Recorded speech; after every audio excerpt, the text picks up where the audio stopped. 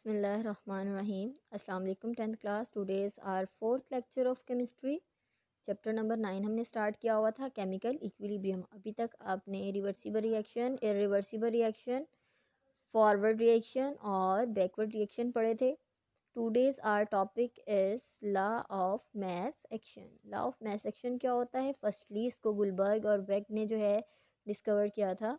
इसके मुताबिक इसको बताने से पहले जो है कुछ चीज़ें हैं उनके बारे में देख लें ज़रा। लॉ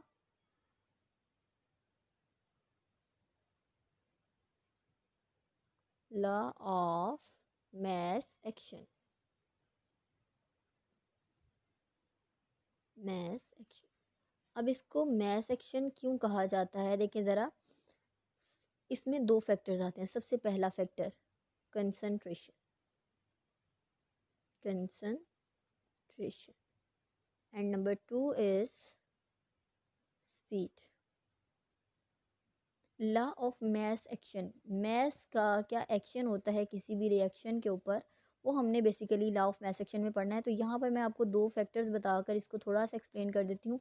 उसके बाद हम लोग अपने टॉपिक की तरफ चलेंगे। कंसंट्रेशन और स्पीड के लिहाज से अगर हम लोग बात करें, अभी अभी ये अगर कोई एग्जांपल है, फॉर एग्जांपल आप रूम के अंदर हीटर ऑन करते हो। अब ये जो हीटर है बेसिकली, आपके पास हीटर में सुई गैस होती है विच इज़ CH4, जो कि हम लोग सुई गैस किसी भी चीज़ आग जलाने वगैरह के लिए यूज़ करते हैं, और ऑक्सीजन की सप्लाई। बेसिकली ये दोनों क्या होते हैं? रिएक्टेंट्स होते हैं। ये दोनों क्या हैं? रिएक्टेंट्स। आप जितनी ज़्यादा इनकी कंसंट्रेशन करोगे उतनी ज़्यादा बर्निंग होगी, उतनी ज़्यादा क्या होगी? बर्निंग होगी। फॉर एग्ज़ाम्पल, आप आँच को कम करते हो, मतलब सुई गैस, आपने गैस कम चलाई, ठीक है, आँच वगैरह कम चलाई, अब उससे बर्निंग भी क्या होगी? कम होगी। लेकिन अगर आप इन दोनों की कंसंट्रेशन ज़्यादा रखते हो तो ज़ाहिर बात है आपके पास कंसंट्रेशन भी क्या होगी? ज़्यादा होगी बर्निंग की। उतनी ज़्यादा क्या होगी? बर्निंग होगी। रिएक्टेंट्स अगर ज़्यादा हैं तो बर्निंग भी क्या है? ज़्यादा। दैट्स मीन अगर हम लोग कंसंट्रेशन ज़्यादा रखते हैं, सी कंसंट्रेशन जो है वो ज़्यादा है, दैट्स मीन कोई भी रिएक्शन जो है उसकी स्पीड भी क्या होगी? ज़्यादा होगी।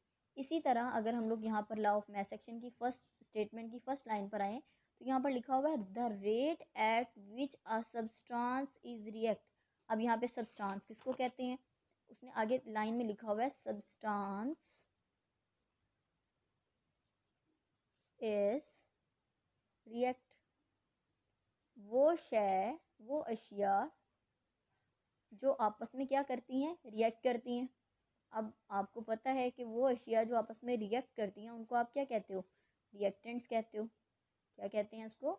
रिएक्टेंट्स। अब देखें, रिएक्टेंट्स का रेट बेसिकली उसने ये कहा है the rate at which a substance is react is directly proportional. जो रिएक्टेंट्स हैं वो डायरेक्टली प्रोपोर्शनल होते हैं टू इट्स एक्टिव मैसेज, उनके एक्टिव मैसेज के। अब एक्टिव मैस का मतलब क्या है? एक्टिव मैस बेसिकली कहते हैं एक्टिव मैस। अभी हम इसकी डेफिनेशन भी पढ़ते हैं। Active mass basically molar molar concentration. Molar concentration अब किसको कहते हैं? Basically molar concentration. अब एक चीज़ आपने याद रखनी है, नाम से ही जाहिर है एक्टिव मैस। आप एग्जांपल ले लें, फॉर एग्जांपल मैं एग्जांपल ले रही हूँ कैल्शियम कार्बोनेट की। कैल्शियम कार्बोनेट, ये हमारे पास कैल्शियम कार्बोनेट का एक रिएक्शन हम लोग यहाँ पर करवा रहे हैं। अब कैल्शियम कार्बोनेट में कितनी परसेंट जो है वो कैल्शियम और कार्बोनेट आपस में यहाँ पर रिएक्ट करेंगे और क्या चीज़ बनाएंगे? वो बेसिकली वो तादाद जो कि एक रिएक्शन में हिस्सा ले रही है, वो रिएक्टेंट्स की अमाउंट जो कि क्या कर रही है? रिएक्शन में हिस्सा ले रही है, उसको हम लोग क्या कहते हैं? उसका एक्टिव मैस। अब हमारे पास क्या था? सब्सटेंस जो कि रिएक्ट कर रही हैं, जो रिएक्टेंट्स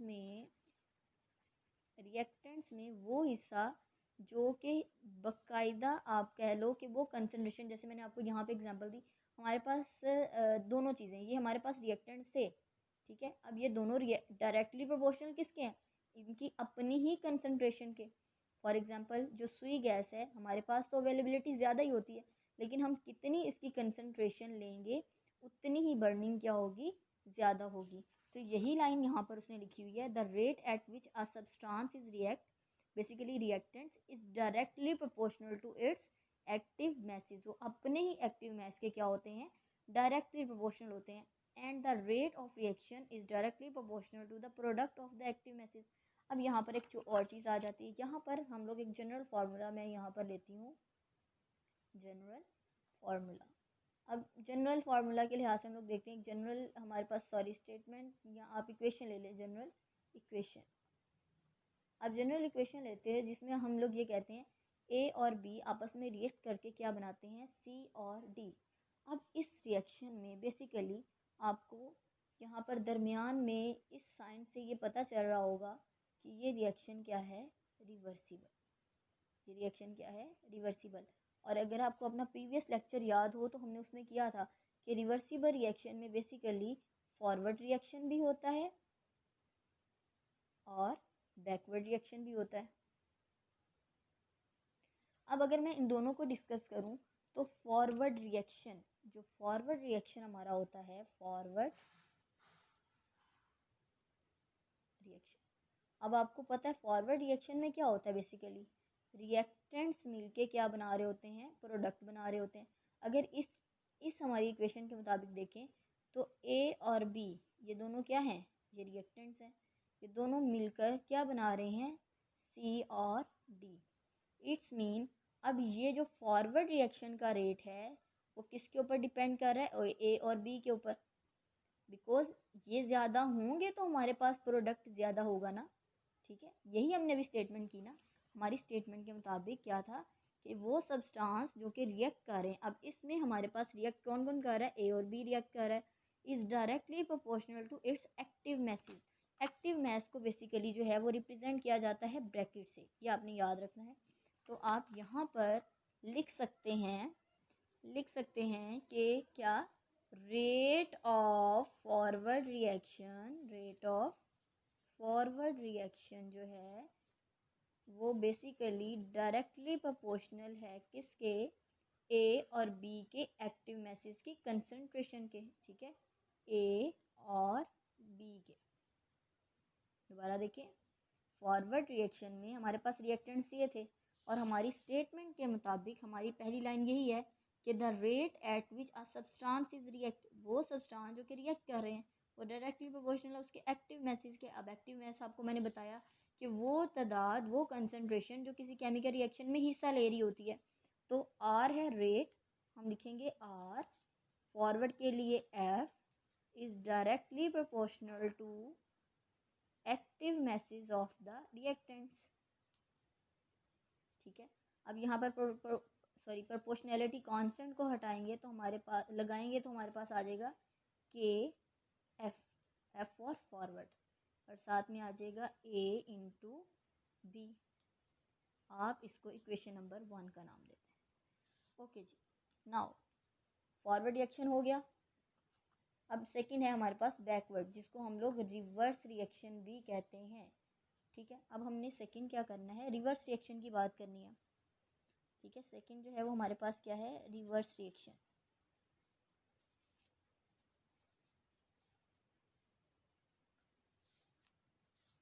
अच्छा जी, अब रिवर्स रिएक्शन के केस में क्या होता है, रिवर्स रिएक्शन में अब यहाँ पर अगर आप देख रहे हो ए और बी मिलके सी और डी बना रहे, दैट्स मीन ये रिएक्शन था फॉरवर्ड रिएक्शन। और जब हमारे पास रिवर्स रिएक्शन में यहाँ पर क्या थे, रिएक्टेंट्स मिलके प्रोडक्ट बना रहे थे, लेकिन रिवर्स के केस में उल्टा होता है, प्रोडक्ट मिलके क्या बना रहे होते हैं, रिएक्टेंट्स बना रहे होते हैं। दैट्स मीन ये उल्टा हो गया, सी और डी मिलके क्या बनाएंगे, ए और बी, सी और डी मिलके क्या बनाएंगे, ए और बी। अब देखें हमारे इस रिएक्शन के लिहाज से ये क्या थे, प्रोडक्ट थे, ठीक है। अब हमारी पहली स्टेटमेंट के मुताबिक ये सब्सटेंस से, ठीक है, जो कि जिनको हमने रिएक्टेंट्स कहा है, ठीक है, रिएक्टेंट सब ऐसे सब्सटेंस है जो कि रिएक्ट करते हैं और ये अपने ही अमाउंट की या कंसंट्रेशन की एक्टिव मैसेज के क्या होते हैं, डायरेक्टली प्रोपोर्शनल होते हैं।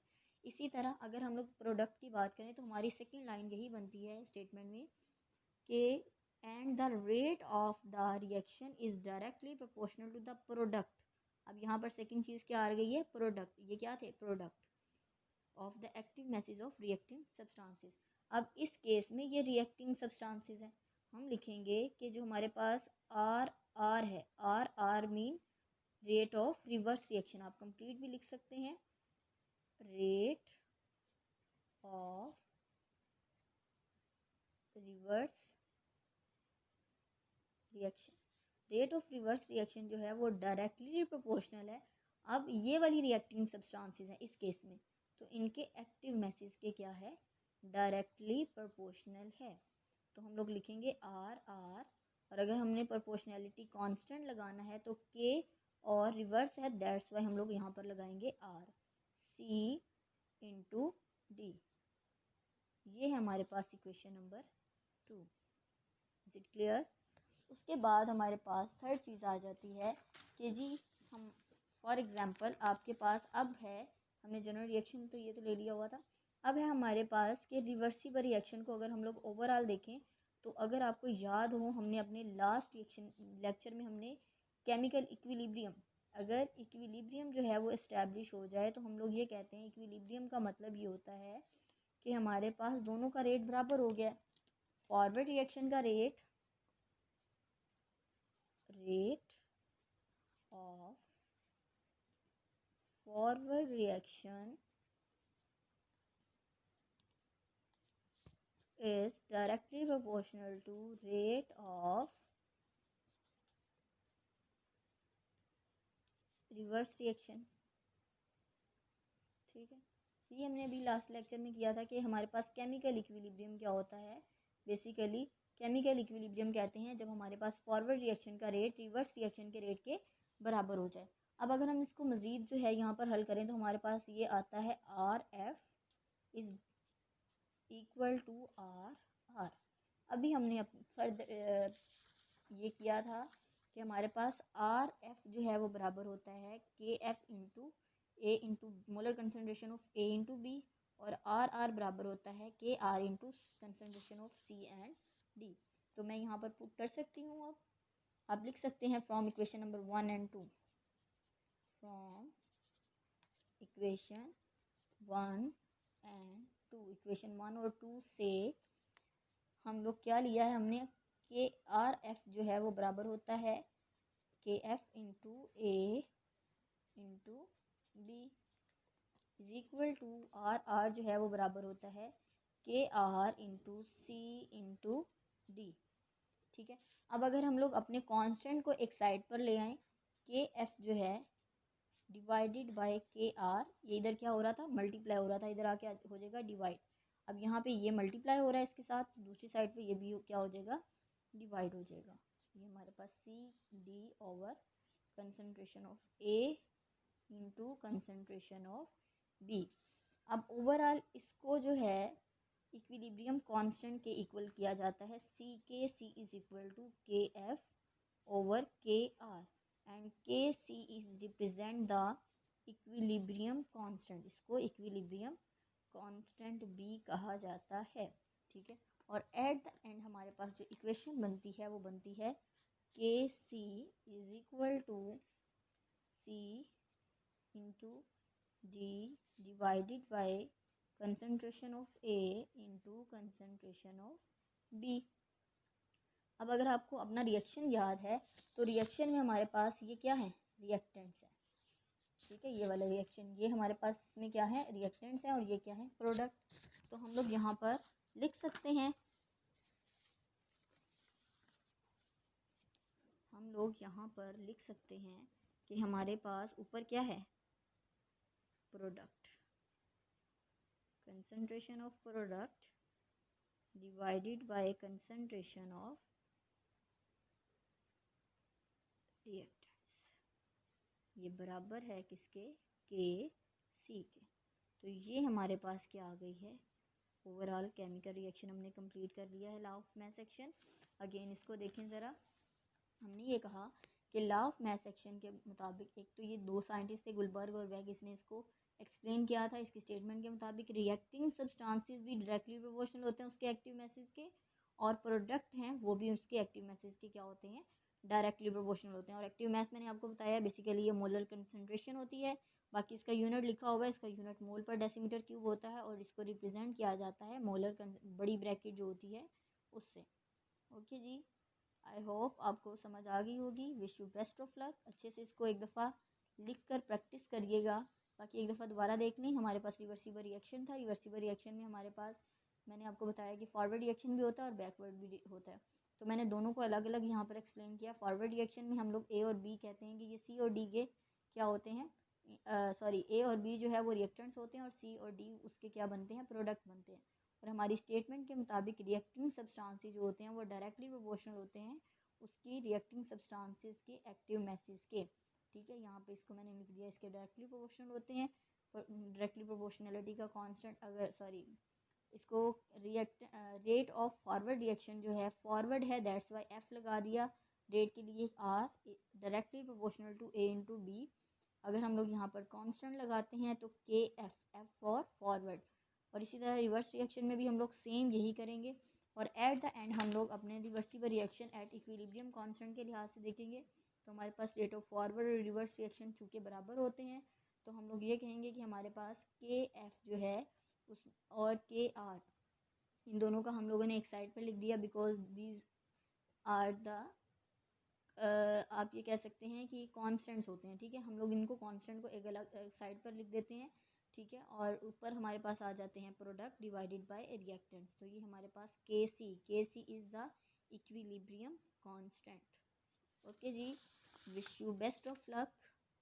अल्लाह हाफ़िज़।